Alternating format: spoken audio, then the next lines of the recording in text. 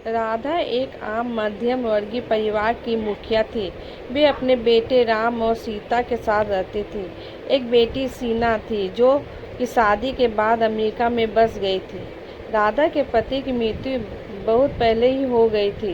राम और सीता की शादी को 5 साल हो गए। अब तक उनकी कोई संतान नहीं था। राधा की बहू भी जॉब करती थी, जो कि राधा को बिल्कुल भी पसंद नहीं था। वे जल्दी से जल्दी दादी बनना चाहती थी, लेकिन सीता और राम यह अच्छी तरह से जानते थे कि अभी सीता का जॉब करना कितना जरूरी था। राधा अपने बेटे राम से इस बारे में बात करती तो राम किसी न किसी बहाने से बात को टाल देता था।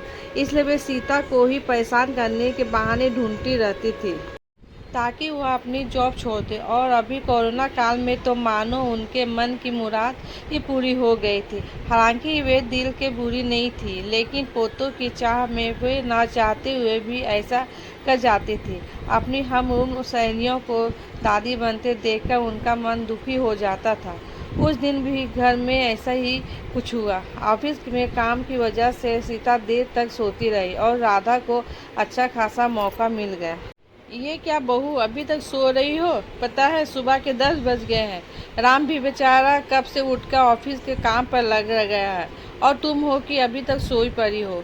चलो अब उठकर सबके लिए चाय नाश्ता बना लो। मुझसे कुछ हो ही नहीं पाता है, वरना मैं तो तुम्हारे भरोसा कभी न रहती, खुद ही सब कर लेती।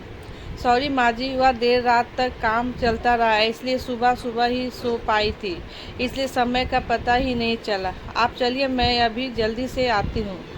हाँ ठीक है, मेरा कुछ नहीं, पर राम को देख तो, उसे कुछ चाहिए तो नहीं? कब से उठा है बेचारा। हे भगवान, मुझे जल्दी से ठीक कर दे ताकि मैं ही अपने बेटे का ध्यान रख सकूं, राधा ने नाटकीय अंदाज में कहा। राधा ने अपनी बहू को उठाते हुए कहा। सीता ने घड़ी देखी तो वाकई 10 बज गया। आज उसकी आंखें कैसे नहीं खुली। वह जल्दी जल्दी अपने काम निपटाकर हॉल में आई तो राम अपने लैपटॉप के साथ ऑफिस के काम कर रहा था। उसने किचन में जाकर चाय नाश्ता बनाया और फिर रात के बर्तन साफ किए और झाड़ू पोछा करके नहाने चली गई। दरअसल कोरोना वायरस की बढ़ती बीमारी की वजह से शहर में पूरी तरह लॉकडाउन किया गया था, इसलिए काम वाली बाई भी नहीं आ रही थी। सीता खुद एक इंटरनेशनल कंपनी में काम करती थी। उसका ऑफिस टाइम निश्चित नहीं होता था। अधिकतर उसे रात में देर तक काम करना होता था। कल भी उसका काम देर रात तक चला, इसलिए वह देर तक सोती रही।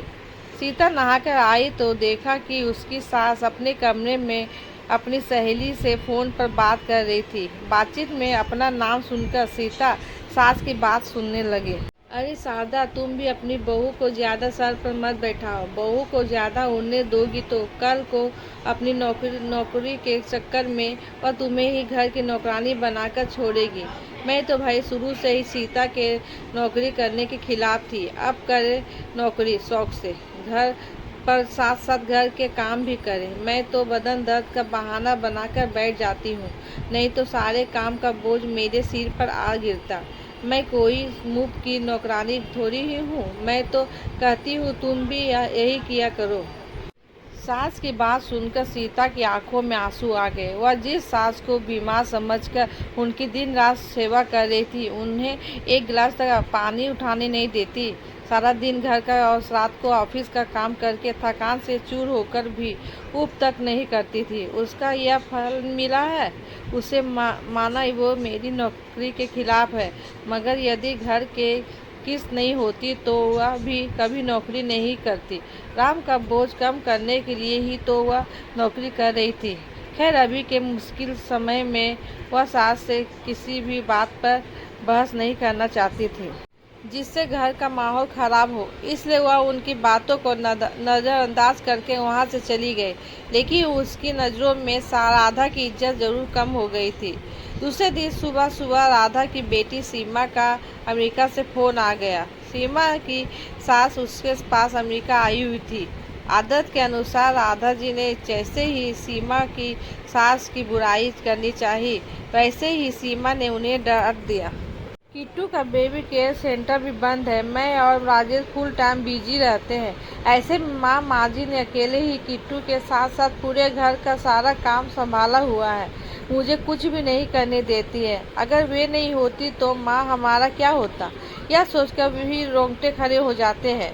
सच में माँ वे कोई साधारण महिला नहीं है, बल्कि मेरे लिए तो वो देवी के समान है।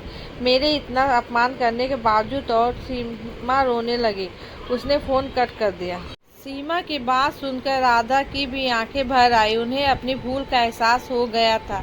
सीता तो वाकई उनका कितना ख्याल रखती है। उनकी कड़वी सी कड़वी बात का भी बुरा नहीं मानती है, उल्टे जवाब भी नहीं देती है। वाकई अभी का समय तो एक दूसरे को हौसला देने का है, सारे गिले शिकवे भुलाकर एक दूसरे की मदद करने का है। तो फिर मैं कैसे अंधी हो गई थी, इतना कैसे गिर गई कि ऐसे मुश्किल समय में अपने ही परिवार की सहायता नहीं कर सकती। उन्होंने उसी समय सीता को बुलाकर उसके सिर पर प्यार से हाथ फेरते हुए कहा, सीता, आज से घर के कामों की आधी जिम्मेदारी मेरी रहेगी। मैंने आज तक तुम्हें जो भी कहा और किया उसके लिए सॉरी।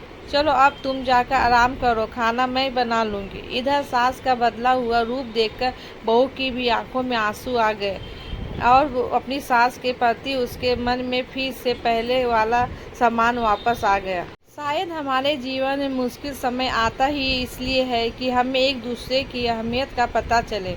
अपनी गलतियों का एहसास होने और आगे बढ़कर माफ़ी मांगने से वाकई इंसान छोटा नहीं बल्कि बहुत बड़ा हो जाता है, राधा की तरह।